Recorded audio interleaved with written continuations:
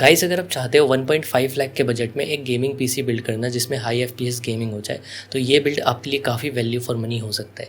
तो बिना किसी देरी के पीसी बिल्डिंग स्टार्ट करते हैं। इस बिल्ड में मैं यूज़ कर रहा हूँ micro ATX motherboard Gigabyte B850M। ये एक गेमिंग मदरबोर्ड है। इसमें AMD का AM5 सॉकेट लगा हुआ है और ये AMD 9000 सीरीज़ भी सपोर्ट करता है। इस मदरबोर्ड में IO भी अच्छे से दिए हुए हैं और ये मदरबोर्ड Wi-Fi 6E को सपोर्ट करता है। इसमें 4 स्लॉट मिलते हैं DDR5 के। ये up to 256 GB RAM support करता है। AMD Expo का भी इसमें सपोर्ट मिल जाता है।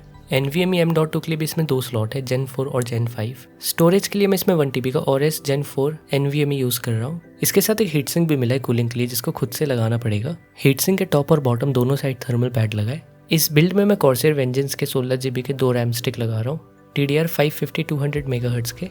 पावर सप्लाई इसमें मैं Gigabyte का 550 वाट यूज़ कर रहा हूँ। ये एक 80+ सिल्वर एफिशिएंसी PSU है। इसके कूलिंग के लिए इसमें FDP फैन लगा हुआ है। कैबिनेट में Gigabyte C301 को यूज़ कर रहा हूँ। इस कैबिनेट में प्री इंस्टॉल 4 ARGB फैंस मिलते हैं और ये कैबिनेट काफ़ी स्पेशियस है। E-ATX मदरबोर्ड भी ये सपोर्ट करता है और आप 400 mm तक का ग्राफिक्स कार्ड भी इसमें लगा सकते हो।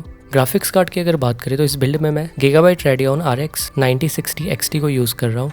इस ग्राफिक्स कार्ड में 16 GB VRAM है, मतलब कि आप आराम से 1440p हाई FPS गेमिंग कर सकते हो। ये ग्राफिक्स कार्ड काफ़ी अफोर्डेबल प्राइस में आता है। इसमें लेटेस्ट AMD का RDNA 4 आर्किटेक्चर यूज़ हुआ है और ये GPU FSR 4 सपोर्ट करता है।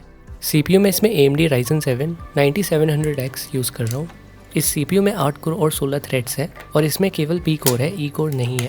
और इस CPU का सिंगल कोर परफॉर्मेंस काफ़ी अच्छा है। ये काफ़ी पावर एफिशिएंट भी है, 65 वाट इसका TDP है और ये Zen 5 आर्किटेक्चर के साथ आता है। मुझे इस बिल्ड में GPU और CPU का कॉम्बिनेशन काफ़ी सही लगा। इस बिल्ड में जितने भी कंपोनेंट्स यूज़ हुए हैं सबका लिंक आपको मेरे डिस्क्रिप्शन में मिल जाएगा, आप जाके चेकआउट कर सकते हो। CPU कूलिंग के लिए मैं लिक्विड कूलर का यूज़ कर रहा हूँ। गाइस, अगर आपने अपने लाइफ में PC असेंबल कभी नहीं किया है तो अपना PC एक बार खुद से असेंबल करना। ये प्रोसेस काफ़ी मज़ेदार है, पर अगर आप टेक में न्यू हो तो खुद से करने से पहले अच्छे से रिसर्च कर लेना, वरना कुछ गड़बड़ भी हो सकता है। अगर आप PC बिल्ड करने का सोच रहे हो तो जल्दी कर लो। रैम और SSD के जैसे प्राइस बढ़े, अभी सुनने में आ रहा है कि ग्राफिक्स कार्ड के भी बढ़ने वाले हैं। फ्यूचर में PC को बिल्ड करना और भी महंगा हो जाएगा। अगर आप प्रोडक्टिविटी प्लस गेमिंग के लिए PC बिल्ड करना चाहते हो इस प्राइस रेंज में, तो भी ये काफ़ी अच्छा ऑप्शन है। वीडियो एडिटिंग, ग्राफिक डिज़ाइनिंग भी इसमें काफ़ी आराम से हो जाएगा। लिक्विड कूलर को लगाने के लिए इन माउंटिंग स्क्रूज को मदरबोर्ड में लगाना पड़ेगा। मैं इसके CPU में Arctic MX6 थर्मल पेस्ट लगाया हूँ। अगर आप ये थर्मल पेस्ट यूज़ कर रहे हो तो ये काफ़ी थिक है, इसलिए इसको स्प्रेड बिल्कुल नहीं करना है। आप मुझे कमेंट में एक बात बताना, आपको इस टाइप के PC रिलेटेड वीडियोस कैसे लगते हैं। कैबिनेट में सारे कंपोनेंट्स बिल्कुल अच्छे से लग गए हैं, बस वायर्स मैनेजमेंट बाकी है। सो गाइस, यहाँ पे PC जो है वो पूरा असेंबल्ड हो गया। वायर्स को भी मैंने कैबिनेट में अच्छे से ऑर्गेनाइज कर लिया। अब आप देख सकते हो कितना सही लग रहा है। ये देखने में पूरा गेमिंग वाइब आ रहा है। इसके RGB लाइट्स देखने में काफ़ी सही लग रहे हैं। अब इस PC में वो काम कर लेते हैं जिसके लिए बिल्ड हुआ है, हाई ग्राफिक्स गेमिंग। सबसे पहले मैंने GTA 5 की टेस्टिंग की हाई ग्राफिक्स सेटिंग में। मैंने इस PC में जितने भी गेम टेस्टिंग किए सारे 2K में किए, मतलब कि 1440p। और आप यहाँ पे देख सकते हो इस बिल्ड से कितना अच्छा परफॉर्मेंस मिल रहा है। मैक्स सेटिंग्स में 125 से 145 FPS आराम से मिल जा रहा है। CPU और GPU का टेम्परेचर भी आप यहाँ पे देख सकते हो, ओवर हीट नहीं हो रहा है, मतलब कि थर्मल्स अच्छे से काम कर रहे हैं। मैंने यहाँ पे GTA 5 का बेंचमार्क भी रन किया। इधर भी आप देख सकते हो 140+ FPS मिल जा रहा है। मैंने इसमें स्पाइडरमैन 2 को भी टेस्ट किया फुल ग्राफिक्स में, रे ट्रेसिंग को वेरी हाई करके, और ये गेम भी बिल्कुल स्मूथली चल गया।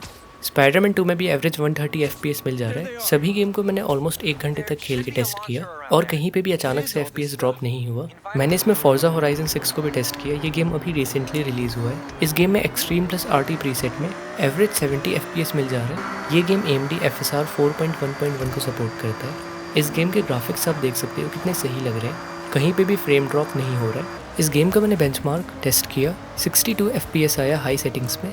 लास्ट में मैंने CPU इंटेंसिव गेम वैलोरेंट को ट्राई किया। इसमें भी आराम से 144 FPS मिल गया। मेरे हिसाब से इस प्राइस रेंज में गेमिंग के लिए ये बिल्ड काफ़ी सही है। कुछ सालों तक तो ये नए गेम्स को आराम से हैंडल कर लेगा। मैंने इस PC में कुछ बेंचमार्क टेस्ट किए। यहाँ पे आप देख सकते हो Cinebench 2026 के रिजल्ट। ओवरऑल GPU और CPU का जो रिजल्ट है काफ़ी अच्छा निकल के आया। तो ये है क्रॉसमार्क बेंचमार्क के स्कोर। इससे आप आइडिया लगा सकते हो आपके वर्कफ्लो में ये PC कैसा काम करेगा।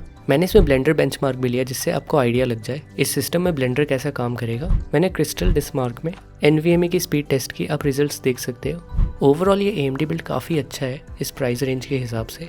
आपको ये बिल्ड कैसा लगा मुझे कमेंट में बताना, और अगर आपको ये वीडियो अच्छी लगी होगी तो इस वीडियो को लाइक करना, इस चैनल को सब्सक्राइब करना। मैं अगले वीडियो में मिलता हूँ, तब तक के लिए बाय।